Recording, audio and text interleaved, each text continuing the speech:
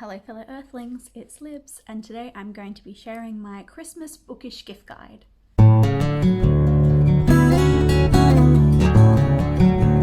So I realise I'm probably posting this a little bit later than I intended to, but it's a weird year, so I'm just going to get on into it. So this guide is for all your friends or family members who love books, but you just don't know what you should get them. So I think I'll start off with the kind of books you could get someone who loves beautiful editions of books. I've got a few different editions of some of my favourite books or just really cool looking books that might give you a little bit of inspiration. So I'm going to start off with classics. My favourite edition of classics is the Barnes & Noble Flexi covers, and they look a little bit like this. They're kind of I've seen them classified as a paperback. They're not really a paperback, but they're not really a hardcover either. They're a bit, like, they bend a little bit, but they're gorgeous. They're amazing editions, and they're for a really reasonable price. I always see them between 20 and 25 buckaroos, so I think they're a good kind of gift to go with that looks like you spent more than you did. I have Frankenstein, which is like my favorite cover of Frankenstein. You have the red edges, and then the back also looks really cool, and all the different editions have a quote from the book on the back. So this one's got, "You are my creator, but I'm your master, obey," which is, whew. I also have Alice's Adventures in Wonderland and Through the Looking Glass, which is another beautiful cover with the blue edges and the lovely back. And the quote on the back of this one is, "Curiouser and curiouser, cried Alice." It's a gorgeous edition. And the last one I have from this collection is Pride and Prejudice, which is gorgeous with sort of the green end pages. And the quote on the back of this one is, "It's a truth universally acknowledged that a single man in possession of a good fortune must be in want of a wife," which might be my favourite quote from Pride and Prejudice. Another great edition of book that isn't super expensive is the vintage classics, I think is what they're called. Yeah, which is by Penguin. The only one I have is the Wind Up Bird Chronicle, which is amazing. They also have a lot of the Jane Austens. This is from the Japanese collection. They also have a European collection, a Russian collection, a Virginia Woolf collection. All of the covers are really, really cool. I mean, I don't love the European collection as much, but all the other covers that they do are amazing. They're quite small, or this one's not very small, but most of them are quite small. They have a beautiful pattern that goes around the edge. They also have really lovely end pages and the little flaps. They all kind of go for sort of between, I'd say 18 and 23 buckaroos, so they're another good one to go with, and it gives you kind of, you don't have to pick a classic if you don't want to. I mean, they all kind of are classics, but it depends. You get a bit more variety of sort of genre or the type of book you go for if you go for an edition like this. The final sort of fancy edition is kind of the fanciest edition I own, and that's I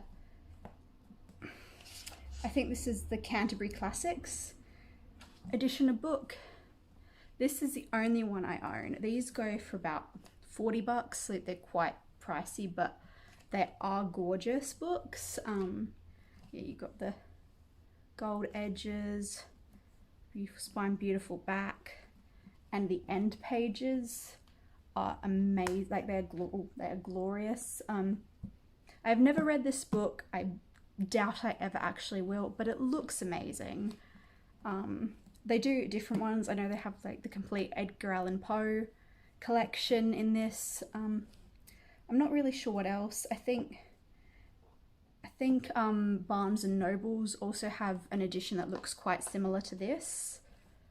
So I think just have a look at both of them to see kind of what books they have and what you think would suit whoever you're buying for. Another kind of gift that would be really cool is if you know what someone's favourite movie is. and it's based off a book, you could get them that book. So you could get them that book. So one of my favorite films is The Princess Bride. So this would have been a great present for me, except I bought it for myself because it was on sale. But this is something that could go really well if you know someone's if someone's a big film lover and you think they'd be interested in the book, something like this would be fantastic. Then there's the kind of book that would work really well for someone who might not be, you know, a book lover, but, you know, if you could find like a fun book for them, that's something you think they'd probably enjoy. So I have How to Tell If Your Cat Is Plotting to Kill You. This is a fantastic book. I got given this for Christmas one year and it is great. It would be the perfect thing for any cat lover. I don't have a cat, but I do love cats and they're very cool. I wish they had like a dog version of this. They might, maybe they do. Something like this would be great for any animal lover though, and I really enjoyed this book. Something else along that line is Adulthood is a Myth, which is a collection of little cartoons about just the ridiculousness of adult life. This is great. I think I bought this for myself for Christmas one year.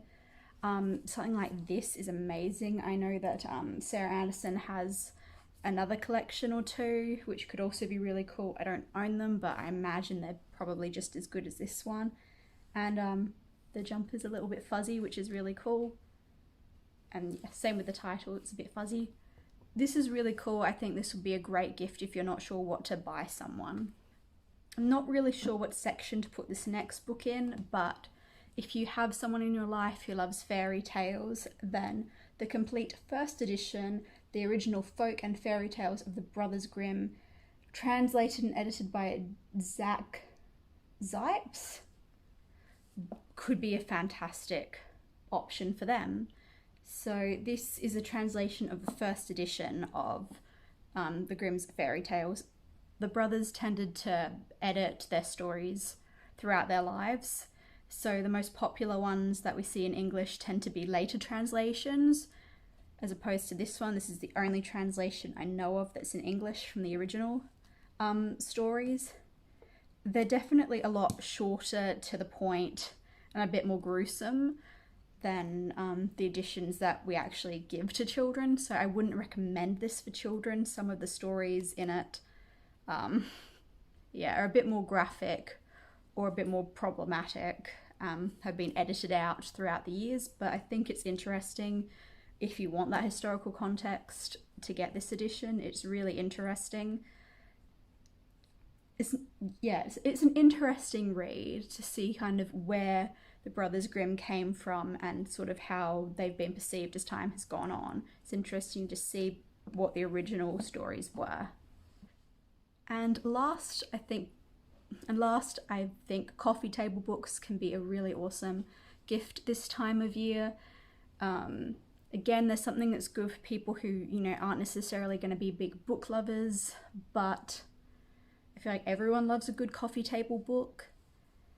And I think it's just about finding one that suits the interests of the person you are buying for. So if you have someone in your life who's just moving house or about to do some renovations or redecorating, something like Decorating with Blue and White could be a fantastic option.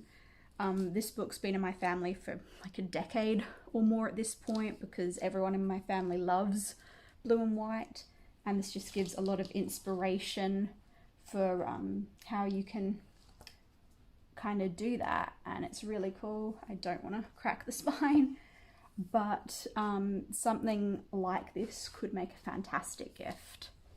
And if you have anyone in your life who's a big fan of sort of makeup or beauty, then I have a few recommendations for coffee table books like that as well. I have Miles of Mac, which is an extremely heavy, quite pricey book. I think I got this for about $60. I mean, it was a really quite a pricey one, but if you have someone who loves sort of more editorial or creative makeup, they'll probably really love this. It's more kind of a collection of the different shoots that Mac have done for different collections. That didn't show you a lot. but it's really cool for sort of creative inspiration. If anyone knows of a book like this by a cruelty-free brand, please let me know because I would love to check it out. I also have Art and Makeup, which is another really cool book for different, for inspiration. I haven't actually looked at this one for ages, but it's got a lot of really cool shoots in it as well. I would definitely recommend something like this. Especially if, yeah, you know someone who's into art, makeup, or photography, something like this could be really, really cool. And last but not least, I have Face Paint, The Story of Makeup by Lisa Eldridge. I think she came out with this book about 3 years ago. It's probably a more in-depth, or well, it's less of a coffee table book than the others. It's got a lot of information about the history of makeup. And so yeah, there's more reading as opposed to just visuals, but I really enjoyed this. I want to reread it actually because it's a fascinating look into the history of makeup, and I think any makeup lover would be super into this book if you don't really want to buy them makeup or beauty products and want to get them something that will last a lot longer. And that is my gift guide. I'm glad I finally got around to filming this. It's really, really warm outside. I can't believe I'm sweating. Anyway, that is my gift guide. Thank you so much for watching. I will try and link as many of these books as possible down below. Don't forget to like and subscribe, and I will see you next time. Bye.